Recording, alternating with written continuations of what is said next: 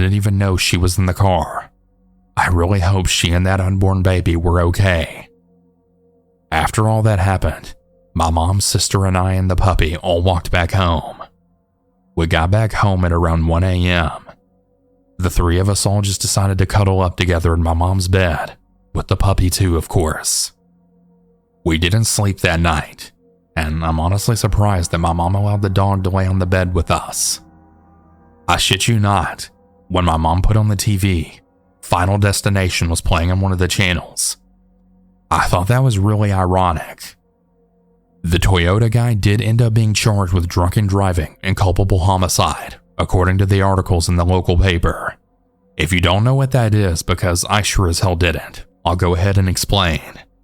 Culpable homicide, according to the law in my country, and thanks to Google, is an unlawful, negligent killing of another human being. There's different meanings of this that go more in depth that I'm not going to include here.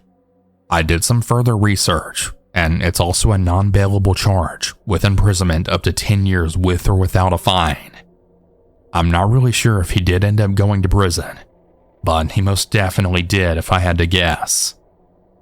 I only found out what he was charged with just a couple of days ago when I had looked up the article of the accident to prove more information for my story.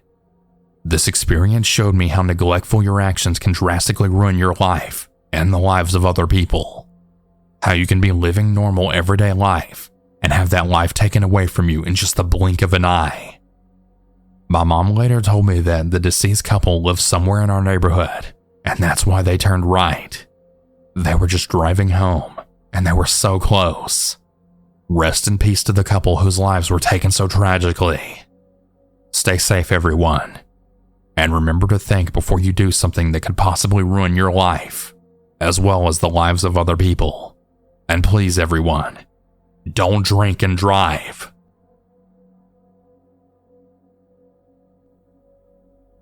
My name is Corey. I'm 29 years old from Innisfil, Ontario, Canada, which is located about an hour north of Toronto, Ontario, around the region of Lake Simcoe. While the story may not be over horrifying in nature, I just hope that this story will send a clear message to those who get behind the wheel under the influence of alcohol or drugs. One mistake can change everything and can lead to life-changing consequences for those who are affected. The story takes place about 10 minutes away from me in Barrie, Ontario. It was December 1st, 2022. I had finished my shift at my regular job during the day as a custodian at my hometown elementary school. I also worked part-time with the Barrie Colts, a junior hockey team for the Ontario Hockey League, or OHL. To better understand, it's essentially one of the three major junior hockey leagues in Canada, where players would play to try and make it into the NHL. I basically would work some home games as the team mascot. On this night in particular, it was the Barrie Colts facing one of their big-time rivals, the Owen Sound Attack.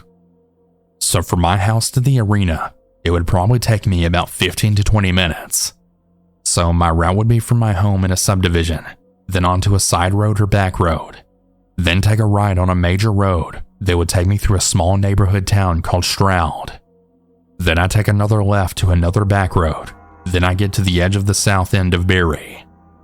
I had took a shortcut to an industrial area where my dad works as a way to avoid all the major traffic volume, as around this area of Barrie, for those who know this area, it's one of the major streets in the city that connects to one of the busiest highways in Ontario, Highway 400 to be exact.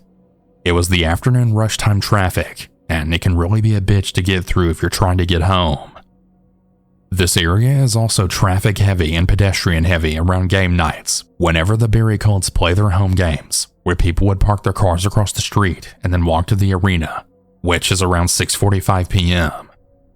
I approached a set of lights on the intersection of Bayview Street and Mapleview Street, waiting for the light to turn green. I then get a call from my buddy Adam, who works for the Barrie Colts. Hey Corey, how far are you, buddy? The fans are waiting in excitement for the Charlie Horse. Charlie Horse is the name of the mascot for the hockey team. I reply back. Yeah man, I'm right near the arena. I'm just waiting at the lights on Bayview and Mapleview. I'll be at the parking lot in like 5 minutes, I'd say. Okay, bud, sounds good. See you soon. Adam said. And then at the exact moment as I ended the call with Adam, I heard this loud metal crunching sound that startled the shit out of me. My first initial thought was maybe a UPS truck that I saw driving past me going eastbound, and maybe they hit a bump, and the back door latched up and parcels dropping, but it wasn't. I then looked at the corner of my eye, and I saw a blue and yellow Nike shoe flying towards me and then hit the windshield of my Subaru WRX. Thankfully, no scratch, but as I looked towards my slight left, at a distance of maybe 25 to 30 meters away from me towards a gas station, my heart sank at what I witnessed, and I couldn't believe what I saw. There was a car accident that involved a Dodge Ram 2500, a Mazda 3 hatchback, and I believe a Chevy Trax. As I looked at the Dodge Ram near the traffic island, I had seen two people face down to the ground, not moving. It freaked the living fuck out of me because it's the first time in my life that I've ever seen a car accident, as well as a real-life person not moving in real time. I called 911 and I let them know what happened. I couldn't stay on the scene as I needed to get into the arena to work for the hockey game. As I got to the arena, my mind was full of anxiety because I still couldn't believe what just happened. Then I bumped into Adam. The conversation went as followed. Hey man, I don't know if you heard or not, but as soon as I got off the phone with you, there was a really bad accident on the turning lane to Mapleview. It was right outside of our arena. 3 cars were involved, and 2 people hit. Holy shit, are you serious? I gotta notify the arena staff on this situation. That's literally 2 accidents outside the arena area in 2 weeks, Adam said. 2 weeks prior to this incident, a man in his 70s was hit by accident in the same area just outside of the arena right after the hockey game was finished. He was walking across the street. Thankfully, however, he did survive. Traffic had to be rerouted after the hockey game was finished, as police, fire, and ambulance were on the scene overnight. I didn't hear any updates on that accident until the next day, and it was from an article on Facebook. From what I had seen on Facebook from our local news station, a woman in her early 30s was traveling towards the turning lane towards Mapleview, facing towards the highway.